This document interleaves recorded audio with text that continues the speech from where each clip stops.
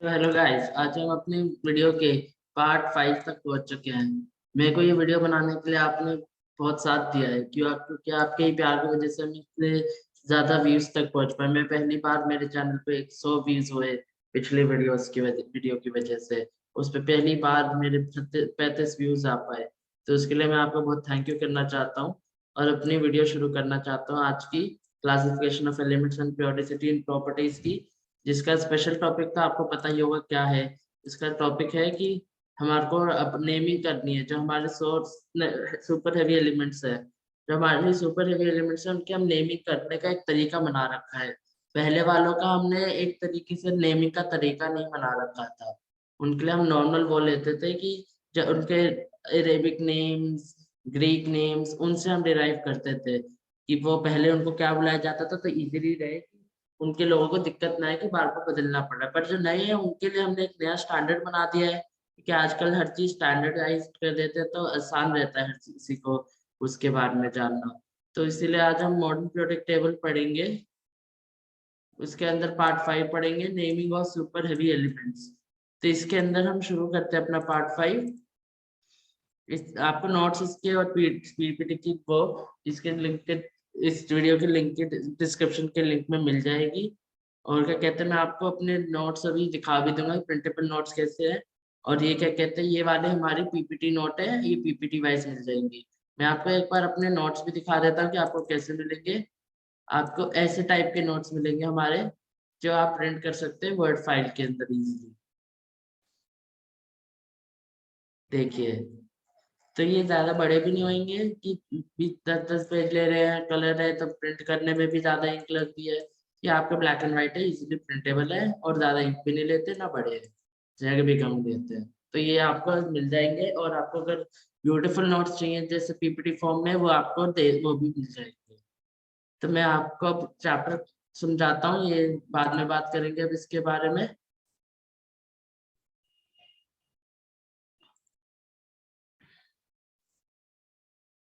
हाँ, तो देखते हैं इस चैप्टर को। इस पार्ट 5 शुरू करते हैं। तो इसके साथ हमारी कुछ थ्योरी आती है कि the naming of super heavy elements के बारे में। जो हमारे सुपर हैवी एलिमेंट्स होते हैं वो हमारे 100 के ऊपर के एलिमेंट्स को हम सुपर हैवी मानते हैं कि उनका एटॉमिक मास 100 से भी ऊपर चला गया, ट्रिपल डिजिट के अंदर आ गया। तो हमने the naming of the new elements are traditionally being the privilege of the discoverer or discoverers, and the IUPAC ratified the suggested name। जो हमारे नेमिंग एलिमेंट्स की वो जरूरी नहीं है इसी बेसिस पे हो।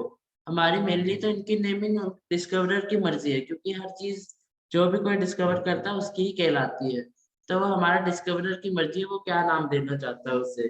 पर हमारे आईयूपीएसी ने एक नेम सजेस्ट करने का तरीका बता रखा है कि कोई किसी को दिक्कत आ रही हो बात, उसका जो डिस्कवरर का नाम है उससे या किसी और उसकी पसंदीदा नाम से बोलने में, तो वो उसको आईपीएसी के नाम से इजिली बोल सकता है। So in recent years, this has led to some controversy as the new elements with very high atomic numbers are so unstable at only minute quantities. Sometimes only a few atoms are obtained. आजकल जो हमारे elements नए discover हो रहे हैं, सारे के सारे 100 के ऊपर है, अब 118 तक पहुंच चुके हैं।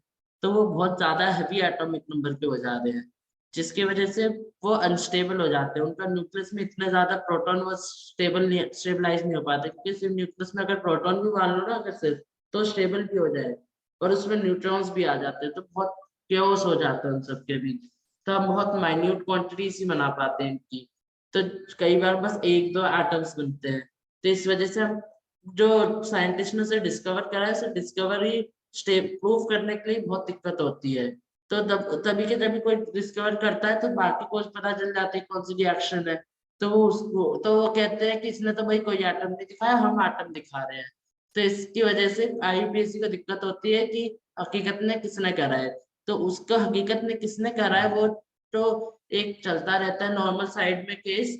और वो क्या कहते हैं, जो उसका नाम है एक नॉर्मल स्टैंडर्ड से बता दिया जाता है।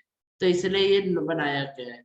The synthesis and characterization therefore requires highly sophisticated, costly equipment and laboratories। जो इनके जो एक तो आटा भी निकलते हैं, ये इनको सिंथेसाइज और कैरेक्टराइज करने के लिए भी हमें बहुत हाईली सोफिस्टिकेटेड और महंगे इक्विपमेंट्स चाहिए होते हैं और लैबोरेटरी चाहिए होती है। जो तो वो तो भाई हमारे पास बहुत कम बस देश ही है कि पूरा देश ही उसको ढूंढ रहा हो, तो ये हो सकता है। ऐसा नहीं कि कोई दिल्ली के अंदर कोई एक साइंटिस्ट ने ढूंढ लिया, पूरा एक ग्रुप ढूंढता है। तो कई बार दिक्कत हो जाती है कि इंडिया के साइंटिस्ट एक दूसरे से लड़े जा रहे हैं कि भाई हमने डिस्कवर करा है, नहीं मैंने डिस्कवर करा है। तो search work is carried out with a competitive spirit only in some laboratories in the world. तो कॉम्पिटिटिव स्पिरिट बन जाती है, मतलब कि एक ही जगह के लोग भी लड़ लेते हैं, और कभी कभार दूर दूर के लोग भी लड़ लेते हैं कि नहीं भी हमने पहले किया है। ये दिक्कत आ रही थी। So before collecting reliable data on the new elements, scientists sometimes get tempted to claim for its discovery. तो हमारे जो साइंटिस्ट है ना, वो एक एलिमेंट डिस्कवर करने के बाद उसकी खासियत नहीं बता रहे थे। वो कह रहे, वो तो भाई एक पत्ता वे लगाने लग गए थे हमने डिस्कवर किया है, कि हमको तो भाई उनने तो ये एक खेल बना लिया कि भाई इनको तो एलिमेंट डिस्कवर करना है, उसका फायदा नुकसान कुछ नहीं बताया उन्होंने, बस एलिमेंट डिस्कवर कर दिया, भाई मेरे को वो दो नोबेल प्राइज कि मैंने डिस्कवरी की है। तो वो बात ये आ रही थी कि ना ही उसका एटॉमिक मास बता रहा कोई साइंटिस्ट, ना ही उसकी प्रॉपर्टी बता रहा, ना फिजिकल अपीयरेंस, ना उसका कितना टाइम हाफ लाइफ है वगैरह। हाफ लाइफ आप आगे जाके पढ़ोगे, हाफ लाइफ एक तरीके से एक वो होती है पीरियड, कि एक जो अगर एक 2 ग्राम का सब्सटेंस है तो वो 1 ग्राम हो जाएगा रेडियो एक्टिविटी की वजह से, क्योंकि रेडियो एक्टिविटी से डिके करती है। तो 2 ग्राम से 1 ग्राम कब हो जाएगा, फिर 1 से ½ ग्राम कब हो जाएगा, उसे हाफ टाइम कहते हैं। तो for example both American and Soviet scientist claim credit for discovering element 104। जो हमारे अमेरिकन और सोवियत साइंटिस्ट थे, उनने साथ मिलके हमारा एलिमेंट 104 डिस्कवर करा था। पर अब साथ मिलकर उन्होंने डिस्कवर तो कर लिया, पर वो दोनों कह रहे हैं नहीं भाई हमने करा है, नहीं भाई हमने करा है। तो दिक्कत हो रही थी कि तो अमेरिकन थे, वो कह रहे थे हम उसको रदरफोर्डियम नाम देंगे, और जो सोवियत्स थे वो उसे कर्चाटोवियम नाम लेना ला रहे थे, कुर्चाटोवियम कुर्चाटोवियम। तो अमेरिकन रदरफोर्डियम देना चाहते हैं, सोवियत कुर्चाटोवियम देना चाह रहे हैं। वही पर फिर आईपीएससी का तो दिक्कत हो रही थी कि भाई दोनों नाम तो दे नहीं सकते। तो ये दिक्कत को सॉल्व करने के लिए आईपीएससी ने कहा कि अभी देखते हैं कि भाई रदरफोर्डियम मानना है कुर्चाटोवियम, वो बेशक सालों तक केस चलता रहा, हमें फर्क नहीं पड़ता, पर अभी एक हम लोगों के लिए तो जो नॉर्मल जनता है उनके लिए एक इजी नाम बता देते हैं। तो उनने वो नाम बताने का तरीका बता दिया। To avoid such problems, in 1977, IUPAC has recommended that a systematic nomenclature be derived directly from the element's atomic number until a new element's discovery is proved and its name is officially recognized. ये मैंने समझा दिया line. तो आगे बढ़ते हैं। तो और मैं एक और चीज बताना चाहता हूँ, जो हमारा ये आपको याद भी रखनी चाहिए, जो हमारा एलिमेंट 104 है, इसका आखिर में नाम जो दिया गया है वो रदरफोर्डियम है। रदरफोर्डियम इसका नाम दिया गया है। पर बहुत एग्जाम्स हैं वहाँ कुर्चाटोवियम पूछ लेते हैं, क्योंकि एनसीईआरटी में बता रखा है कि इसका नाम सोवियत कुर्चाटोवियम रखना चाहते थे। तो जो पेपर रखने वाले हैं उनको फर्क नहीं पड़ता कि भाई हकीकत में नाम क्या है रखा गया, उनको तो ये एनसीईआरटी में छाप रखा है, तो बच्चों को पता होना चाहिए एलिमेंट 104 का दूसरा नाम कुर्चाटोवियम है। तो ये आपको कुर्चाटोवियम भी याद रखना है इसका, ये बहुत इंपॉर्टेंट है क्योंकि कई बार एग्जाम में पूछा गया है। The digits of the atomic number of an elements are expressed serially using the following numerical roots. ये जो numerical roots हैं इनकी मदद से हमारे जो atomic numbers के elements थे उनके उनके नाम रखे गए atomic number के according। जो हमारे digits थे उनका नाम रखा गया, उनका एक एब्रिविएशन किया दिया गया। तो आपको पूरी टेबल याद रखनी है कि 0 को हम नील कहते हैं, उसका एब्रिविएशन N हो जाता है पहला वर्ड। 1 का अन होता है तो उसका क्या कहते हैं एब्रिविएशन हो जाता है U। 2 का बाई होता है तो उसका एब्रिविएशन हो जाता है B। 3 का ट्राई T। 4 का कोड Q। 5 का पेन P। 6 का हेक्स H। 7 का सेप्ट S। 8 का ऑक्ट O। 9 का N E। ये आपने थोड़ा बहुत फ्रेंच जब पढ़ी होगी, जब आपने ये सब पढ़ा होगा, ये थोड़ा फ्रेंच टाइप के नोमेनक्लेचर है। ये पर आपको याद रखनी है, कुछ भी हो, फ्रेंच हो या इंग्लिश हो, आपको याद तो रखनी है। Then successive roots are put together and the name is ended with ium. हम सारे जो रूट्स हैं, तीन के तीन रूट्स को एक साथ लिखते हैं और उसके आगे ईएम लगा देते हैं। When some letters are repeated in the following precedence is to be adopted। जब कुछ लेटर्स हम लिखते हैं ना, तो कुछ दिक्कतें आती है, तो हमको ये मानना है कि जैसे ट्राई प्लस ईएम आ रहा है, तो हम उसे एक ही बार आई लिखेंगे, दो बार आई नहीं लिखेंगे। ऐसे ही एन प्लस नील आ रहा है, तब दो ही बार एन लिखेंगे, एक एन को काट देंगे, तो इसका आई हट जाएगा कि पहले ही आई है, इसका एन भी हट जाएगा कि पहले ही हमारे पास एन है। तो अगली स्लाइड पे चलते हैं। Thus, the new elements first get a temporary name। जो हमारे IUPAC ने रिकमेंडेशन दी, ये मैं लिखना भी सिखाऊंगा अभी आगे अगली स्लाइड पे आपको। हर एलिमेंट का temporary name, symbol consisting of 3 element, उनका सिंबल भी बताया कि जो वो एब्रिविएशन थी उनसे सिंबल बनाए। Later permanent names and symbols were given.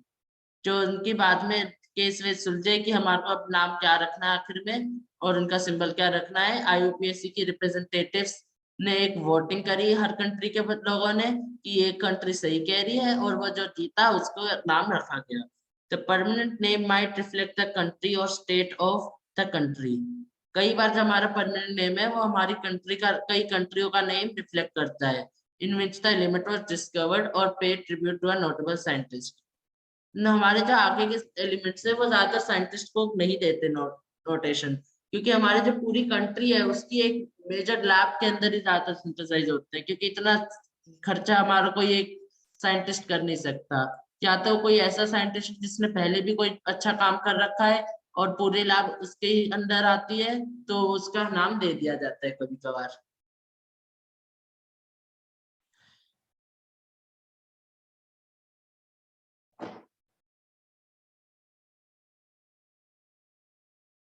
तो इसी के साथ अब हम नाम लिखना सीखेंगे। तो नाम लिखने में ये है, एटॉमिक नंबर अगर आपका 101 है ना, तो 1 का हमने अन पढ़ा था, फिर 0 का नील पढ़ा था, फिर उसका अन पढ़ा था 1 का, फिर ईएम जोड़ना ही था। तो अन, नील, अन, ईएम, और इसका छोटा फॉर्म क्या होगा, UNU, जो हमने एब्रिविएशंस पढ़ी थी। और इसका आपको ऑफिशियल नाम भी याद रखना है, क्योंकि ये बोल्ड में जो दिया है ये हमारे जो कहते हैं ज्यादातर PYQs के लिखे हैं। मैंने ज्यादातर बहुत एग्जाम्स के PYQs देखे हैं, उनके अकॉर्डिंग लिखे हैं कि IIT JEE Mains Advanced NEET AIIMS उन सब के अंदर ये पूछे गए थे। तो आपको इसका ये भी नाम याद अच्छे से रखना है कि मेंडलीवियम होता है 101 वाले। कुछ जो एलिमेंट्स है आपको जो पी ब्लॉक तक जाते हैं उन तक तो आपको जरूर याद रखने, क्योंकि कई बार उनके नाम बोलने में दिक्कत होती है लोगों को। पी ब्लॉक के तो आप आगे पी ब्लॉक में भी पढ़ते रहोगे, पर उनके भी आपको कोशिश रखनी है कि अभी याद हो जाए। 102 के अंदर अन, नील, सेम, फिर बाई, फिर इयम। तो अन, नील, बाई, इयम। अब देखिए यहाँ एक ही आई आया, दो ही नहीं आया, क्योंकि ये वाला आई हट जाएगा क्योंकि पीछे भी आई है। ऐसे यहाँ भी आई हट जाएगा, यहाँ आई नहीं हटेंगे, यहाँ पे सही आ जाएगा। ऐसे ही इसका याद रखना आपको, 102 का नोबेलियम आया आखिर में IUPAC ऑफिशियल नेम वोटिंग के बाद। इसका लॉरेंशियम आया, रदरफोर्डियम आया 104 का, इसका डबनियम आया 105 का। ये नाम आपको याद रखने हैं। न्यूमेरिकल रूट्स में एक और बार एक्सप्लेन कर देता हूँ, अगले वाले एग्जाम्पल में करता हूँ एक्सप्लेन पर। ये देखिए आगे अगला एग्जाम्पल 106 का पूछा है। अन 1 का, नील 0 का, 6 का हेक्स और ईएम। तो अन नील हेक्सियम UNH, इसका सीबोर्जियम नाम है SG। SE109 एक वो है, इसका आपको याद रखना है, PYQ है। तो इसका अन, नील, एन, ईएम। तो अन, नील, एन, ईएम, मीट, नेरियम। एक और मैं अगले वाले पे बता देता हूँ। मैं हर एक और स्लाइड बचेगी इसके बाद, उसमें भी एक समझा दूंगा। तो 111 है तो अन अन अन इयम, अन अन अनियम, अन अन अनियम, अनियन जैसा साउंड करता है। रोएंट जेनियम है इसका नाम। अगला वाला कोपरनीशियम है, अनन बाइयम, अनन ट्राइयम का नियोनियम, अननकोडियम का है फ्लिवोरियम, अननपेंटियम का है मॉस्कोवियम। कोई दिक्कत आए आपको किसी में तो आप मेरे को कमेंट सेक्शन में लिख दीजिएगा, मैं जरूर एक्सप्लेन करूंगा। 116 का हमारा पूछा था तो वो था अननहेक्सियम, लिवरमोरियम होता है वो। 118 जब तक हमारे एलिमेंट डिस्कवर हुए हैं तो ये अनओकियम ऑर्गेनिसोन होता है। ऑर्गेनिसोन तो आपका बहुत जगह पूछा जाता है कई बार, ये ज्यादा बड़े पेपरों में पूछा नहीं गया आज तक क्योंकि रटने वाली बात हो जाती है आगे के एलिमेंट्स के। पर हमारा जो जीएसटीसी का एक एग्जाम हुआ था उसमें ये पूछा गया है कि हमारे 9th के और 10th के बच्चों के लिए इम्पोर्टेंट है। अगर जीएसटीसी में आता है एनटीएस में भी आ सकता है। और ऐसे ही 119 का ये हमारे इंजीनियरिंग एग्जाम्स के लिए इम्पोर्टेंट है क्योंकि ये क्या कहते हैं, हमारे जो इंजीनियरिंग एग्जाम्स वाले होते हैं ये हमारे से हमेशा वो चीज पूछते हैं जो डिस्कवरी नहीं हुई। हम और हमारे जो जीएसटीएससी और एनटीएससी वाले हैं वो चीज पूछते हैं जो डिस्कवर तो होगी है पर कोई याद नहीं करना चाहता। तो इसलिए 119 का ये हमारा जेई एडवांस का पीवाईक्यू है। तो अन अन प्लस एन प्लस ईएम। अब यहाँ पे आपको यही देख लिए अन अन एन ईएम यूएनई हो गया। तो इसके साथ हमारा नोमेनक्लेचर खत्म हुआ, पीवाईक्यूज भी खत्म हो गए। तो इसी के साथ मैं आपसे क्या कहते हैं दरख्वास्त करूंगा कि प्लीज मेरे चैनल को स्टेप 1 लाइक कर दीजिए, स्टेप 2 शेयर कर दीजिए और स्टेप 3 सब्सक्राइब कर दीजिए। और हम फिर से मिलेंगे अगली बार, जब तक के लिए दी एंड। आपको कोई भी डाउट हो, आप कोई भी समस्या हो, कोई भी सजेशन हो, आप हमारे कमेंट सेक्शन में लिख सकते हैं। प्लीज लाइक करिएगा और अगर आप हमारी वीडियो वापस देखनी है, नोटिफिकेशन चाहिए तो प्लीज सब्सक्राइब करिएगा। आप में से कई लोग मेरी वीडियोस देखते तो है, लाइक भी कर देते हैं पर सब्सक्राइब नहीं करते, जिसकी वजह से आप मैंने कई बार से देखा है, हमारे को जो पता चलता है कि कितने बच्चों ने आपकी वीडियो वापस से देखी जिनने पहले देखी थी, वो कोई बस 2-3 बच्चे देखते हैं। तो प्लीज आप सब्सक्राइब करिए ताकि आपको हमारी नोटिफिकेशन मिलती रहे। तो इसी के साथ बाय बाय।